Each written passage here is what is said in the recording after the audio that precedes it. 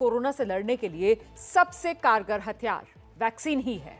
शरीर में एंटीबॉडी बनने के लिए वैक्सीन जरूरी है, लेकिन कुछ ऐसे केसेस भी सामने आ रहे हैं जिसमें वैक्सीन के दोनों डोज लगने के बाद भी मौत हो रही है। देखिए, दिल्ली के मशहूर डॉक्टर के अग्रवाल का केस कुछ इसी तरीके का जो सामने आया। उन्होंने वैक्सीन की दोनों डोज ली थी, लेकिन फिर भी उन्हें कोरोना हुआ और फिर उनका देहांत हो गया। डॉक्टर अग्रवाल ने कोरोना से इस जंग में अहम भूमिका निभाई। उन्होंने संक्रमित होने से एन पहले तक लोगों को कोरोना से निपटने का तरीका समझाया और आखिरी वक्त तक वही जज्बा उनका कायम रहा। डॉक्टर के अग्रवाल कोरोना से जंग हार गए, लेकिन इसी के साथ कुछ सवाल सामने आकर खड़े हुए हैं। और वो सवाल ये कि कोरोना के नए स्ट्रेन पर वैक्सीन क्या कारगर नहीं है।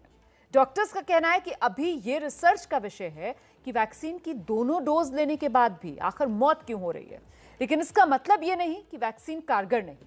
वैक्सीन को लेकर एक और भ्रम पैदा हुआ कि इससे ब्लड क्लॉटिंग की दिक्कत हो रही है। हमारी ये रिपोर्ट इस भ्रम को दूर करने वाली है और साथ ही कुछ दिन से प्लाज्मा थेरेपी को लेकर भी एक भ्रम की सी स्थिति बनी हुई थी। अब यह भी साफ हो गया है कि कोरोना के मरीजों के इलाज में प्लाज्मा थेरेपी कारगर नहीं है। कोरोना की इस दूसरी लहर में आपने सोशल मीडिया में प्लाज्मा के लिए गुहार लगाते लोगों को खूब देखा होगा। आपने ये भी देखा होगा कि कई लोग सैकड़ों किलोमीटर का सफर तय करके किसी अनजान शख्स को प्लाज्मा देने पहुंचे और प्लाज्मा दिया भी। लेकिन अब कहा जा रहा है कि प्लाज्मा थेरेपी का कोई फायदा नहीं है। कोरोना की पहली लहर के दौरान प्लाज्मा थेरेपी को कोरोना मरीजों के लिए कारगर माना गया था। कई राज्य सरकारें अपनी जनता से अपील कर रही थीं कि वो प्लाज्मा डोनेट करें, लेकिन अब केंद्र सरकार ने प्लाज्मा थेरेपी को कोविड ट्रीटमेंट प्रोटोकॉल से हटा दिया है। सबसे बड़ा सवाल है कि ऐसा अचानक क्यों और कैसे हुआ। पिछले हफ्ते आईसीएमआर और कोविड-19 पर बनी नेशनल टास्क फोर्स की एक मीटिंग हुई। इसमें सभी सदस्यों ने कहा कि प्लाज्मा थेरेपी कारगर नहीं है। प्लाज्मा थेरेपी गंभीर बीमारी को दूर करने और मौत के मामलों को कम करने में फायदेमंद साबित नहीं हुई। सभी सदस्य इस बात से सहमत थे कि प्लाज्मा थेरेपी को गाइडलाइन से हटा देना चाहिए, जिसके बाद इसे हटाने का फैसला लिया गया। ऐसे प्लाज्मा ऑफ लेबल है। अगर क्लिनिशियन को लगता है कि मॉडरेट डिजीज में ऑक्सीजन सैचुरेशन कम है और ऑक्सीजन की रिक्वायरमेंट पेशेंट को प्लाज्मा देने से कम होती है, तो क्लिनिशियन में यूज इट। एल्बिट क्योंकि इसको नेशनल गाइडलाइन से हटाया गया है, तो पेशेंट की और अटेंडेंट की कंसेंट लेना होगा। ये आईएमए का व्यू पॉइंट है। सवाल ये उठता है कि अब तक किस आधार पर प्लाज्मा थेरेपी को कारगर बताया जा रहा था। क्या तमाम राज्य सरकारें बिना किसी मेडिकल आधार के ही लोगों से प्लाज्मा डोनेट करने की अपील कर रही थी? इसके जवाब में ये कहा जा रहा है कि कई मेडिकल एक्सपर्ट्स और वैज्ञानिकों ने केंद्र सरकार के मुख्य वैज्ञानिक सलाहकार के विजय राघवन को चिट्ठी लिखकर कहा था कि कोरोना के इलाज में प्लाज्मा थेरेपी किसी काम की नहीं है। 12 मई को एबीपी न्यूज से आईसीएमआर के समीरण पांडा ने साफ कह दिया था कि प्लाज्मा का कोई फायदा नहीं है और जल्द इसे लेकर फैसला हो जाएगा। कन्वालेसेंट प्लाज्मा, जिसका बारे में सभी ने सोचा था पहले कि ये कारगर रहेगा, ICMR Indian council of medical research, जिसका भारतीय आयुर्विज्ञान गवेषणा केंद्र कहा जाता है, इसका एक ट्रायल का नतीजे पता चला। वो आईसीएमआर से हुए हैं, इंडिया से हुए हैं, और वो ट्रायल का नाम है प्लेसी ट्रायल। उसी में ये देखा गया कि कन्वालेसेंट प्लाज्मा इसका खास कारगर नहीं रहे। ये तो हुआ प्लाज्मा थेरेपी से जुड़ा भ्रम, लेकिन एक भ्रम और है जो लोगों के मन में बना हुआ है। पिछले दिनों कई देशों से ये खबरें आ रही थी कि वैक्सीनेशन के बाद खून के थक्के जमने की शिकायतें मिल रही हैं। खासकर एस्ट्राजेनेका ऑक्सफोर्ड की वैक्सीन कोविशील्ड के बारे में इस परेशानी से जुड़ी बातें सामने आ रही हैं। इसे लेकर सरकार की एक कमेटी ने रिसर्च की, तो रिसर्च में पाया गया कि भारत में कोरोना वैक्सीन लगवाने के बाद ब्लड क्लॉटिंग के बेहद कम मामले सामने आ रहे हैं। नेशनल एईएफआई कमेटी के मुताबिक 3 अप्रैल 2021 तक 7,54,35,381 वैक्सीन लगाई गई। इसमें 6,86,50,819 कोविशील्ड वैक्सीन के डोज दिए गए। इनमें से सिर्फ 700 केस ऐसे आए जिसमें कोई गंभीर दिक्कत सामने आई। इसमें से 498 गंभीर मामलों की जांच की गई, तो 26 मामलों में खून के थक्के जमने की दिक्कत देखी गई। भारत में ऐसे मामलों को देखा जाए तो प्रति 10 लाख खुराक में 0.6 केस थे, जबकि ब्रिटेन में प्रति 10 लाख पर 4 केस हैं। इसके बावजूद स्वास्थ्य मंत्रालय ने वैक्सीनेशन से जुड़े लोगों को सलाह दी है कि लोगों को इसके बारे में जागरूक करें। अगर किसी को ये दिक्कत आती है तो उसे सांस फूलने की दिक्कत, सीने में दर्द, शरीर पर लाल रंग के धब्बे, पेट में लगातार दर्द और लगातार उल्टी जैसे लक्षण सामने आ सकते हैं। जाहिर है भारत में वैक्सीन के बाद खून के थक्के जमने की शिकायत न के बराबर लोगों के सामने आई है और इसीलिए वैक्सीन से घबराने की जरूरत नहीं है। फिलहाल कोरोना से बचने के लिए वैक्सीन ही सबसे बड़ा हथियार है।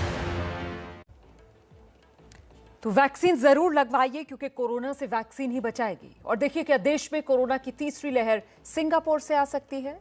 दिल्ली के मुख्यमंत्री अरविंद केजरीवाल ने इसी बात को लेकर आशंका जताई। उन्होंने यहां तक कहा कि सिंगापुर वाला स्ट्रेन बच्चों के लिए खतरनाक हो सकता है। ये चेतावनी ऐसे समय में आई है जबकि देश अभी तो दूसरी लहर से ही जूझ रहा है।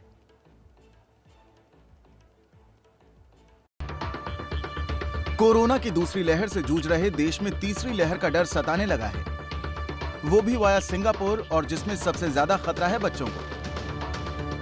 ऐसी आशंका जताने वालों में दिल्ली के मुख्यमंत्री अरविंद केजरीवाल भी, जिन्होंने ट्वीट किया, सिंगापुर में आया कोरोना का नया रूप बच्चों के लिए बेहद खतरनाक बताया जा रहा है। भारत में ये तीसरी लहर के रूप में आ सकता है।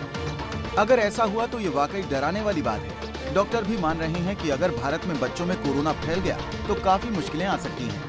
बात भी कर रहे थे कि भारत में भी अगर थर्ड वेव आती है तो उसमें बच्चे ज्यादा संक्रमित होने की संभावनाएं दिखती हैं, क्योंकि वायरस जो है वो ऐसे पॉपुलेशन की तरफ जाता है जहां उसे कम से कम अवरोध मिले, जहां इम्यूनिटी ना हो, जहां एंटीबॉडीज ना हो, चाहे स्वाभाविक इन्फेक्शन से या वैक्सीनेशन से।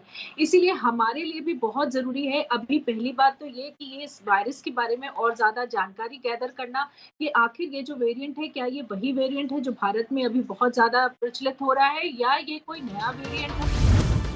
सिंगापुर में इस समय B1617 नाम का कोरोना का नया स्ट्रेन दहशत फैलाए हुए है। सिंगापुर सरकार ने भी कहा है कि ये स्ट्रेन बच्चों को ज्यादा प्रभावित कर रहा है। इसको देखते हुए सिंगापुर में सभी स्कूलों को कल यानी बुधवार से 28 मई तक बंद करने की घोषणा की गई है।